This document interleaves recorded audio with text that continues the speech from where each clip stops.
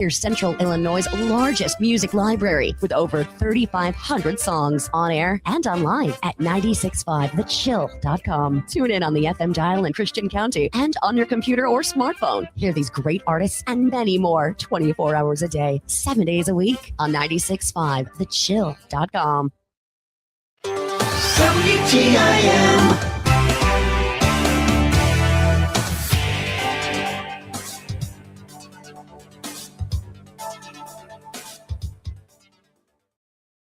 You're listening to WTIM, your information station. Time now for your expanded local news. I'm Reed Kamai. The road across the main dam at Lake Shelbyville will be closed at 8 in the morning on this Monday until 5 in the afternoon this coming Thursday. The closures apply to both vehicle and pedestrian traffic. Access to the Dam West Overlook area will also be closed at this time.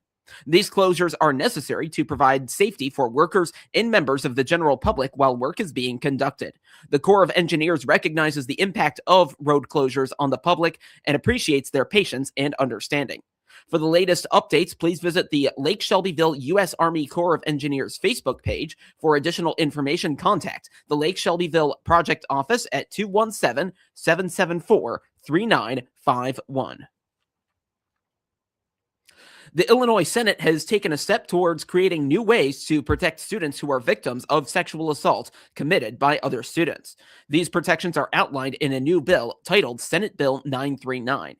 This new bill, brought to fruition by Illinois Republican State Senator Steve McClure, mandates at least a 1-year expulsion for any student who commits or attempts to commit acts of sexual assault while at school. According to Senator McClure, most schools handle these cases properly. However, in other instances, the school involved fails to do the right thing. The schools that don't handle these scenarios properly, according to McClure, are the reason this bill is needed. Most schools do the right thing here. But in a lot of cases that I continue hearing about, the school is not doing the right thing. And that is why this bill is necessary. And I was giving a talk to students on this floor a few weeks ago. And afterwards, a male student came up to me because I talk about my bills and what's important to me and what I'm trying to do. And he said, "Thank you for this bill." And he described a situation that happened in his school district. And it's a continuing thing right now. And we get people calling our office and they meet with us. And if I need to get into some other stories, I will. But this bill is really important, and it's going to be needed, and it's going to help survivors of sexual violence who are having a hard time as it is after one of these situations, let alone having to go to school and see the person who did that to you right there all the time. And so that's why this bill has been filed. And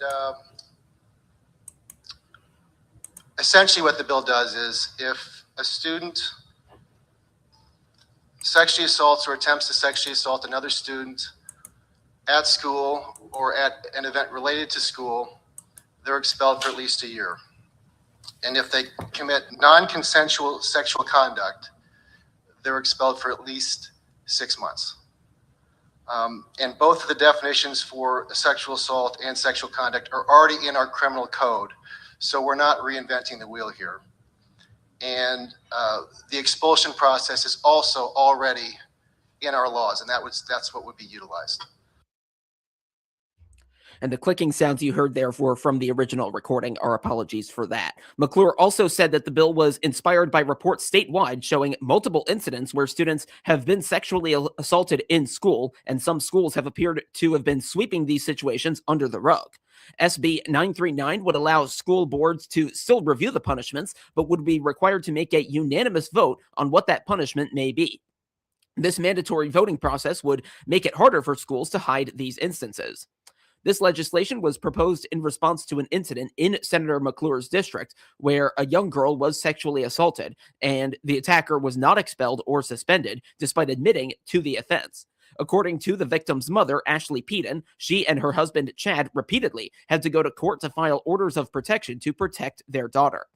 The Peden family is not alone. In Cook County, Jessica Johnson's daughter was also sexually assaulted while on school grounds. The new legislation makes the consequences for sexual assaults committed by students similar to laws covering students who bring deadly weapons to schools. According to Illinois statutes, if a student brings a dangerous weapon into a school, they are required to be expelled for 1 year. Senate Bill 939 passed the Illinois Senate on May 7th with strong bipartisan support. For further details, visit ilga.gov. And now, a word from Taylorville Community Credit Union. Hi, this is Will Perkins with Taylorville Community Credit Union. 2026 is an exciting year at TCCU. We are building a new home office, upgrading our mobile app, and preparing to offer mobile check deposit, all to better serve our members. 2026 also marks our 70th anniversary. For 70 years, TCCU has been your local source for low loan rates, great deposit rates, and an organization proud to serve our local communities. Visit any of our convenient locations in Taylorville, Hillsborough, Litchfield, or Painter. You can also visit us online at tccu.org, member NCUA. This week is National Police Week. It's a time to show appreciation for officers who help keep their community safe. The Hart Media Group spoke recently with Taylorville Police Chief Dwayne Wheeler about what Police Week means to him and the Taylorville Police Department, as well as what the department has seen or heard from the community so far. According to the chief, the department has received many calls from the community to tell the police how much they appreciate what they do. Police Week to me means a lot for myself and the men and women. I believe that, the American people truly believe in the police, even though we are sometimes in a bad light. But overall, for making it a national week for us, especially what they do in Washington with the fallen, it's amazing. I'm always humbled by this week. Every year since I've been in this career, it's just more and more powerful for me. Another thing Chief Wheeler mentioned was how they are celebrating National Police Week. Chief said that they will be highlighting an officer in honor of National Police Week on their Facebook page to show the department's appreciation for its employees. Yeah, what we do is, we highlight, we're going to start highlighting officers on Facebook, and we did put one post out. Like life in general, no one's perfect, and some people like it, some people don't, but I believe that our citizens know that we truly care about them, especially with all the programs that we do have when it comes to safe passages and recovery and the bike programs and all the community policing tools that we use. Being committed to the community when it comes to crime, crime has dropped tremendously due to the fact that the community likes us and gives us information that we could follow up on, to go after the bad element for the city to make it a better place to live. For more information on the Taylorville Police Department, go to taylorville.net/police-DEPT. And now, a word from Heartland Bank and Trust. Your son was 3 when you planted that tree in your backyard. Now he's grown, planting seeds and making memories with his own kids. Let Heartland Bank help you grow more memories with banking options for every stage of your life. Welcome, former CNB customers. We're your community bank. Heartland Bank. We build relationships that nurture and grow your dreams. Visit us today at hbtbank.com, member FDIC. The Greater Taylorville Chamber of Commerce is beginning to solidify plans for certain elements of this year's Chili Fest. Cook-offs are set for each day of the festival with the goal of drawing further participation in the chili component of the weekend. Chamber Board President Crystal Baker says winners will qualify for the World Championships. So we are ICS officials. So Taylorville is officially the chili capital of Illinois because of all of the grand events that is the Chili Fest. And the Chili Fest is the host of 2 international Chili Society sanctioned cook-off events. The Chillinois competition on Saturday and the Central States competition on Sunday. The winner of these cookouts have bids to the World Championship Chili Cook-Off competition. So this is a really big deal for the seriously competitive chili cooks. Everyone is welcome to compete in these cook-offs, and we welcome and invite all chili cooks to come and compete. Check out our website again, www.tablevillechamber.com, and click on Chili Fest under the event drop-down to get more information on how to compete. Planning is well underway, but I think we have our first official meeting in June. We're hoping, of course, like every year, to make this the best Chili Fest yet. So we're excited to get that rolling. Separate from Chili Fest, the Chamber is hosting a contest for community members to post pictures on Facebook of porch geese that they own. The prize for the winner is a Chamber gift card. On our Facebook page, we're currently holding a best dressed porch goose contest. So if you have a porch goose, go to our post on our Facebook page, submit a photo of your goose dressed in its best outfit. The photo with the most likes by the end of May will win a $100 Chamber gift card to be used at any of our Chamber businesses. And a few of our Chamber businesses sell the goose clothing, so be sure to check that out. Wait, so do people have porch geese for pets? Yeah, They're like it's concrete. it's concrete Oh, porch goose. okay. I was thinking like a live goose. No. I mean, you could, if you want, dress up a live goose, and hey, It might be hard. Oh man, I was thinking they were talking about live geese the entire time. More information on the Greater Taylorville Chamber of Commerce is available at taylorvillechamber.com.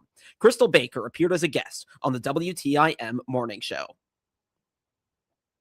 The communities of Argenta, Cisco, and Oriana are coming together for a major celebration this year as plans are now underway for an America 250 event honoring the nation's 250th anniversary. The America 250 celebration is scheduled for Saturday, September 12th, and organizers say the event is set to bring a full day of patriotic festivities, family-friendly activities, and community pride. The celebration marks a historic milestone for the United States, commemorating 250 years since the signing of the Declaration of Independence, and local leaders say the event is designed to reflect both the nation's history and the strong community spirit found across central Illinois. Planning committees say additional event details, including a full schedule of activities and information for participants, will be released in the coming months. Now to obituaries, which can be found at TaylorvilleDailyNews.com. 81-year-old Richard W. Stanley of Taylorville died on Sunday. Cremation rights have been accorded, and a private burial with military honors at Camp Butler National Cemetery will take place at a later date. Arrangements are being handled by Sutton Memorial Home in Taylorville. 96-year-old Joan Adele Fione of Taylorville died on Sunday. Visitation is this Sunday from 4 till 6 at Sutton Memorial Home in Taylorville. The funeral service is this coming Monday at 10 at St. Mary's Catholic Church in Taylorville. Burial will be at Oak Hill Cemetery. Arrangements are being handled by Sutton Memorial Home in Taylorville. And 90-year-old Jewel S. Steele Tipsword of Sorrento died on Monday. Visitation is this Wednesday from 11 till 1 at Sorrento Municipal Center in Sorrento. The funeral service will immediately follow. Interment will be at Sunnyside Cemetery. Arrangements are being handled by Sutton Memorial Home in Taylorville. Get local news anytime at TaylorvilleDailyNews.com and every hour on WTIM, your only local news radio. This is Blaine Cornwell with Prairie State Insurance.